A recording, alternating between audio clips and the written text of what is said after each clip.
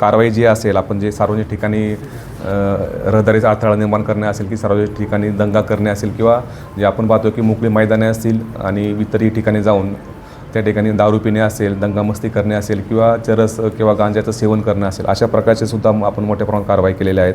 त्याच्यामुळे जवळजवळ आपण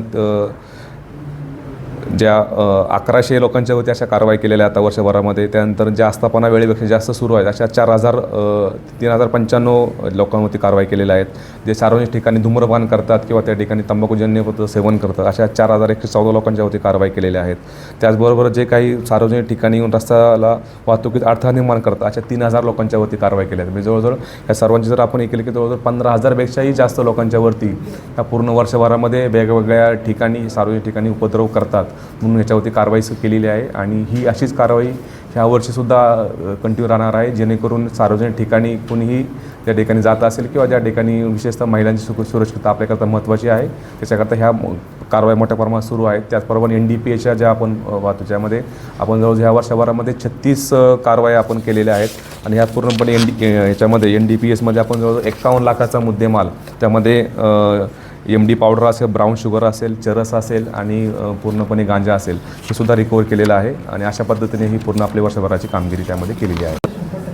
कल्याण पूर्ण परिमंडळामध्ये झोन 3मध्ये पूर्ण वर्षभरामध्ये टोटल 3044 इतके गुन्हे पूर्ण दाखल झालेले आहेत. त्यापैकी 78% हे पूर्ण गुन्हे ओपन झालेले आहेत. त्यापैकी मर्डरचे 21 गुन्हे दाखल झालेले आहेत. त्यानंतर रॉबरीचे 84 गुन्हे दाखल झाले, त्यापैकी 89% गुन्हे हे ओपन झालेले आहेत. त्यानंतर जे HBT आणि थेफ्टचे जे गुन्हे असतील त्याच्यामध्ये थेफ्टचे 646, त्यानंतर HBTचे घरफोडीचे गुन्हे 193 दाखल झालेले आहेत पूर्णपणे, त्यापैकी 40% हे पूर्ण डिटेक्शन झालेलं आहे. त्यानंतर टोटल थेफ्टमध्ये 646पैकी 260 तर 40% गुन्ह्यांचं त्यामध्ये डिटेक्शन झालेलं आहे. त्यानंतर याच्यामध्ये पूर्ण झोनमध्ये रेपचे 123 गुन्हे पूर्ण वर्षभरात दाखल झाले आणि ते सर्व उघडकीस आलेले आहेत. त्यानंतर मॉलेस्टेशन म्हणजे विनयभंगाचे 235 गुन्हे दाखल झालेले आहेत, त्यापैकी 226 गुन्हे म्हणजे 96% गुन्हे हे ओपन झालेले आहेत. त्यानंतर किडनॅपिंगचे जे टोटल झोनमध्ये गुन्हे दाखल झाले ते 234 आहेत, त्यापैकी 220 गुन्हे म्हणजे 95% गुन्हे हे ओपन झालेले आहेत. अशा प्रकारे पूर्ण झोन 3मध्ये 3044 गुन्हे पूर्ण वर्षभरामध्ये 2024मध्ये दाखल झालेले आहेत. त्यापैकी 78% गुन्हे हे उघडकीस आलेले आहेत. सर विशेषतः महिलांच्या विषयीचे जे काही गुन्हे दाखल होते, विशेषतः पॉस्को ॲक्ट म्हणजे अल्पवयीन मुलींच्या बाबतीत जे गुन्हे दाखल होतात त्या अनुषंगाने त्याचं क्लोजली मॉनिटरिंग करण्याकरता पोलीस स्टेशन निहाय आपण त्या ठिकाणी सेल सुरू करणार आहोत, जेणेकरून जे पॉस्कोची विशेषतः पॉस्कोचे गुन्हे आणि पॉस्कोमध्ये जे आरोपी असतील त्याच्यावरती क्लोज वॉच राहावा आणि त्यांच्याकडून त्याच्यावरती प्रभावीपणे प्रिव्हेंटिव्ह ॲक्शन करण्यात यावी. याच्याकरता हे पूर्णपणे हा पोलीस स्टेशन निहाय आपण त्याचं वेगळं सेल त्याकरता आपण तयार करणार आहोत, जेणेकरून ह्या आरोपींच्यावरती आपलं विशेष लक्ष राहील आणि त्यांच्यावरती वेळीच त्यामध्ये आपल्याला कारवाई करून प्रतिबंध करता येईल. शासनाने नियम अटी दिलेल्या आहेत, त्या नियम अटीचं उल्लंघन ज्या ठिकाणी होत आहे अशा सामानावरती ह्या पूर्णपणे वर्षभरामध्ये कारवाई केलेली आहे. त्याच्यामध्ये काही ऑर्केस्ट्रा बार्स आणि काही लेडीज बार्स आहेत. अशा जवळजवळ 26 हॉटेल्सच्यावरती ऑर्केस्ट्रा बार आणि लेडीज बारवरती कारवाई केली गेलेली आहे.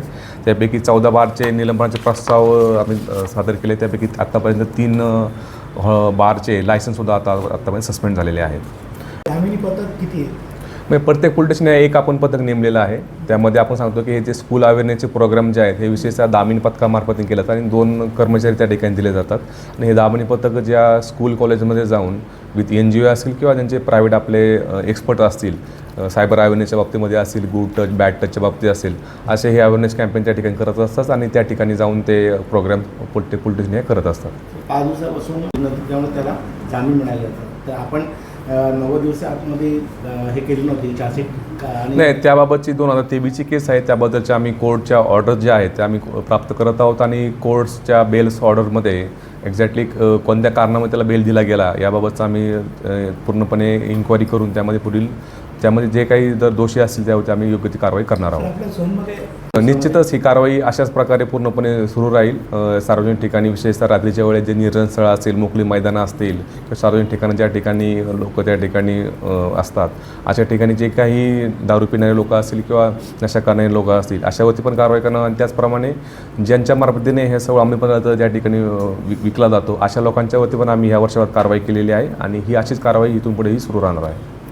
त्यामुळे त्याला जामीन मिळाला होता. तर आपण 90 दिवस आतमध्ये हे केली नव्हती चार्जशीट आणि नाही, त्याबाबतची 2023ची केस आहे, त्याबद्दलच्या आम्ही कोर्टच्या ऑर्डर ज्या आहेत त्या आम्ही प्राप्त करत आहोत आणि कोर्ट्सच्या बेल्स ऑर्डरमध्ये एक्झॅक्टली कोणत्या कारणामुळे त्याला बेल दिला गेला याबाबतचं आम्ही पूर्णपणे इन्क्वायरी करून त्यामध्ये जे काही जर दोषी असतील त्यावरती आम्ही योग्य ती कारवाई करणार आहोत. आपल्या झोनमध्ये